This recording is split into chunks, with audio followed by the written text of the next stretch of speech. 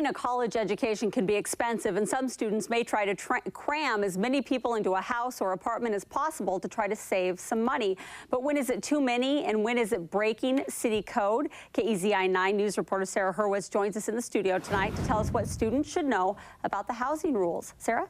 Renee, if you're a student looking to move into a house with a bunch of roommates, property managers say make sure that you're aware of the city code. The rules are simple, but be careful because they're easy to break.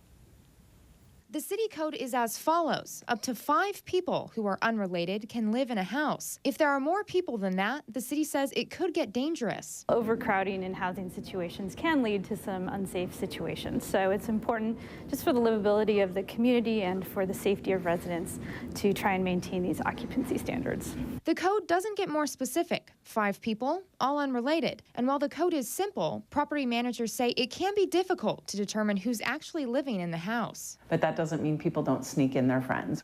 Acorn Property Management spokeswoman Tia Politti says the code doesn't address how many people can actually be living in each room. I understand that when you're young and you have a boyfriend or girlfriend, you may actually have a residence somewhere else, but you're spending the majority of your time with your significant other person. Politti says property managers do set their own rules for how many people can be living in each room. So what happens if you're breaking code? The city says reporting a violation is based on the honor system. People must file a complaint on their own because the city isn't able to check every house. Students say the system is flawed. And if nobody complains, then they might be living in houses where they just don't have space for themselves, and that's really, really dangerous for people. Flawed or not, property managers say the burden falls on the students. You know, it's up to them to know the law.